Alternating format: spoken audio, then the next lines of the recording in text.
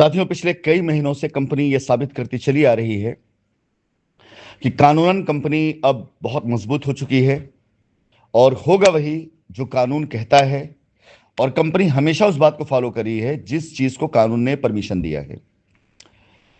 आज आप सब लोगों के बीच में मैं अपने वॉइस नोट के जरिए संदेश देना चाहूंगा कि कंपनी के द्वारा चलाई गया जो मिशन था, मुहिम था, जिसमें आप सब कस्टमर्स के पेपर जमा करके आप सब लोगों की लाइबिलिटी को वेरीफाई करके आपकी लाइबिलिटी को कानूनी तौर से कंपनी खुद उतारने की जिम्मेदारी ले रही थी। वो मिशन कंपनी का एक ऐसा मास्टर स्ट्रोक था जिसके जरिए रियल कस्टमर का डेटा भी हमारे पास आना था और कानून को यह बात समझाना भी था, समझ में भी आना था कि कंपनी के साथ लोग खड़े हैं। और उसका नतीजा यह निकला है कि आज हर फोरम पर, हर जगह पर कंपनी मजबूती के साथ खड़ी है।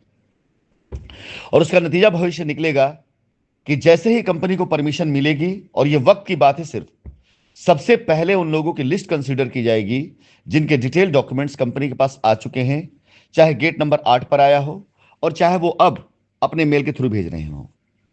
ऐसे हर एक कस्टमर्स को हम यह एश्योरेंस देते हैं कि कहीं अगर कोई दस्तावेज में कमी भी आपकी हुई, लेकिन आप जेन्युइन कस्टमर हुए, तो कंपनी अपने स्तर से उसे वेरीफाई करके आपकी लायबिलिटी को खत्म करेगी।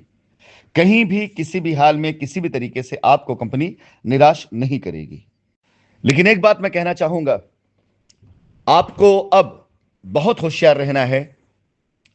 मार्केट में फैले घूम रहे ऐसे दलालों से, ऐसे नमकहरामों से, ऐसे गद्दारों से जो सिर्फ और सिर्फ अपने लिए, अपनी वजह से और अपने फायदे के लिए आप सब लोगों के साथ गलत बयानी करते हैं। साथियों, अगर कंपनी शराफत के साथ अपने सारे चार्ज अपने हाथ में लेकर के कंपनी के डायरेक्टर की मॉनिटरिंग में, कोर्ट के अंडर में, एजेंसीज के अंडर में उन्हें सहयोग करते हुए अगर आपका पैसा, आपकी जमीन आपको दे रही है, तो इसमें कौन सी बुराई है, कौन सी गलत बात है? हमने कुछ नहीं बदला है, यकीन जानिए, और ना हम बदलने वाले हैं। आप यकीन करें, हमारे अधिवक्ताओं ने पूरी तरीके से तैयारी कर ली थी कि कंपनी को एजेंसी के हाथ से हम निकाल करके, कंट्रोल अपने हाथ में रख करके अपने तरीके से हम लायबिलिटी उतारेंगे। हमने मना किया। मैं उस ड्राफ्टिंग को आपको शेयर करूंगा। हमने मना किया कि नहीं, हम एजेंसीज को अभी बाहर नहीं करेंगे।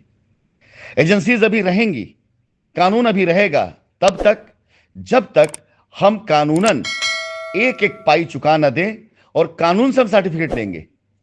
हम अपने से अपने मुंह में ये मिट्ठू नहीं बनेंगे, हम अपनी तारीफ अपने से नहीं करेंगे।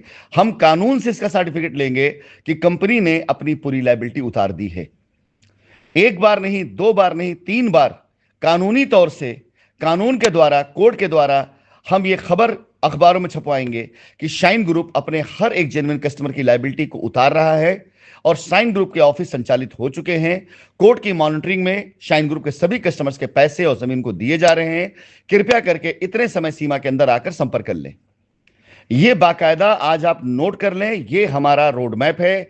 आने वाले भविष्य में अखबारों के जरिए हम ये खबरें पब्लिश करवाएंगे और बाकायदा कोर्ट की मॉनिटरिंग में हम आसिफ नसीम की गाइडलाइन के अंदर बैठ करके कि वो हर एक कस्टमर के वेरिफिकेशन करेंगे। आप कस्टमर की लायबिलिटी जब तक खत्म नहीं कर देंगे तब तक हम कानून, कोर्ट और एजेंसी को एग्जिट नहीं होने देंगे। यह हमारा निवेदन होगा। तो आप में से जिन लोगों को ऐसा लगता है, ऐसी गलतफहमी आपको बताई जा रही है कि आसिफ नसीम की रिहाई या कंपनी की वापसी वो आपके लिए नुकसानदेह है, तो ये वो लोग आपका नुकसान कर रहे हैं जो लोग आपको ऐसी बातें कह रहे हैं। आज इस बात को मैं अपनी वॉइस रिकॉर्डिंग के जरिए पहले भी कई बार कह चुका हूं, फिर से एक बार कहता हूं और आपको दस्तावेज, डॉक्यूमेंट के साथ मैं प्रूव करूंगा कि कंपनी हर जगह पर, जहां कहीं पर भी अपनी पैरवी कर रही होगी, हर जगह पर हम यह बात लिख करके देंगे कि कंपनी जब तक एक एक कस्टमर की लायबिलिटी नहीं खत्म कर देती, हम चाहेंगे कानून और एजेंसी पूरी मॉनिटरिंग अपने हाथ में रखे, सिर्फ कंट्रोल हमारे हाथ में दे। यह मांग हम खुद कर रहे हैं और खुद करेंगे।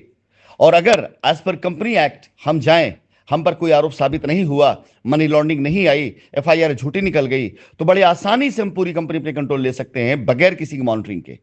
अगर मुकदमा हम ये लड़ जाएं, लेकिन हमारी अपील बिल्कुल इसको उल्टी होगी कि हमें क्लीन चिट मिल रही है, सब हो रहा है, लेकिन क्योंकि हमारे पर झूठे आरोप लगाए गए हैं, हजारों एफआईआर हमारे ऊपर कराने की धमकी दी गई है। न जाने कितने लोगों ने हमारी जमीनों को लूटा है, न जाने कितने लोगों ने हमारे ऑथराइज सिग्नेटरियों को गलत तरीके से अपने पास मिलाकर रजिस्ट्री कराई है। इसलिए कानून से हम चाहेंगे, जब तक ये सारे मामले सेटल नहीं हो जाते हैं, तब तक कानून पूरी तरीके से अपने कंट्रोल में अपनी मॉनिटरिंग सारी चीज रखे।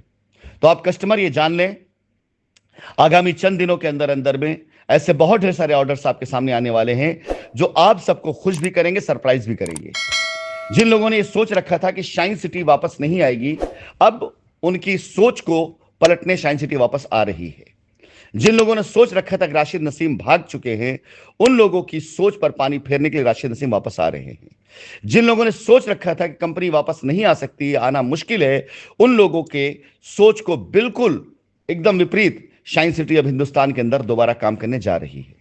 आप सभी कस्टमर से मेरा अनुरोध है, निवेदन है, अब अपने आप को ऐसे कतार में मत खड़ा करिए जहां पर हम ये मान के चले कि आपका पैसा कंपनी में आया हो चाहे ना आया हो, आप कंपनी के दुश्मन हैं।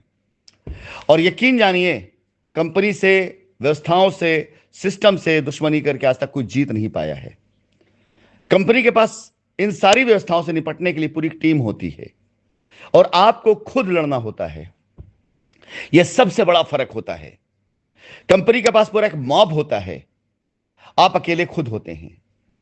जिस दिन कंपनी काम करना शुरू कर देगी, कंपनी किसी के एडवाइस पर, किसी के राय पर, या किसी को खुश करने के लिए या किसी को जवाब देने के लिए काम नहीं करेगी। कंपनी अपनी व्यवस्थाओं को अपने तरीके से संचालित करेगी। आप में से बहुत से लोग जो सोशल मीडिया पे लिखते हैं, या बहुत से कुत्ते जो भौंकते हैं कि किसी एक आध की लायबिलिटी उतार दे, मैं एक आध की लायबिलिटी क्यों उतारूं? मेरी जिम्मेदारी सारे लोग हैं, मैं सबकी लायबिलिटी उतारूंगा। मैं किसी को दिखाने के लिए काम क्यों करूं? मुझे सबका काम करना है। मैं जब शुरू करूंगा तो दिखाने के लिए नहीं, सब खत्म करने के लिए करूंगा। इसलिए आप सभी कस्टमर से मेरा अनुरोध है, इस वॉइस रिकॉर्डिंग को सुनने के बाद अपने विश्वास को पहले जैसा करें, अपने विश्वास को बड़ा करें, कंपनी के साथ खड़े हों। और अगर आपको आपका पैसा चाहिए तो कंपनी के साथ खड़ा होना पड़ेगा आपको, और कोई रास्ता नहीं है आपके पास। और कंपनी के खिलाफ खड़े होंगे तो जाइए, हम आपसे मिन्नत नहीं कर रहे हैं, बिल्कुल इन ग्रुपों से एग्जिट कर जाइए, निकल जाइए, अल्लानिया खुलेआम बोलिए, जाके एफआईआर कराइए, कोर्ट में जाइए, जहां जाना वहां जाइए, हम आपको रोकने नहीं आ रहे हैं। लेकिन उसके बाद वापस आने का रास्ता आपके लिए नहीं होगा। राशिद नसीम की जिंदगी में एक वसूल हमने बहुत कायदे से फॉलो किया है। अगर आ गए हो तो जाने नहीं दूंगा, आने का रास्ता है तो जाने का रास्ता बंद, और चले गए वापस तो आने का रास्ता नहीं है। चले गए तो दोबारा लौट करके अगर आप आएंगे तो आपके लिए और आज दरवाजा बंद हो चुका होगा हमेशा के लिए। तो हर एक कस्टमर के लिए आज ये संदेश है, जो वापस आना चाहता है वापस आ जाए। उसके जाने का रास्ता मैं बंद करूंगा, यानी मैं उसकी लायबिलिटी खत्म कर उसे खुश करके उसे पूरी तरीके से सेटिस्फाइड करूंगा। और अगर आप नहीं वापस आ रहे हैं, चले गए हैं और अभी जाना चाहते, चले जाइए। पलट करके आने की उम्मीद मत करिएगा कि दरवाजा बंद हो जाएगा तो लौट करके आने का रास्ता पूरी तरीके से बंद हो चुका होगा। मैं बहुत जिद्दी आदमी हूं अपने मामले में, मैं अपने फैसले बदलता नहीं हूं। मैंने जिद करी थी कि मैं अपनी कंपनी वापस लाऊंगा, मैं कंपनी वापस लेकर के आ रहा हूं। मैंने जिद करी थी मैं हिंदुस्तान में काम करूंगा, मैंने हिंदुस्तान के अंदर काम शुरू कर दिया है।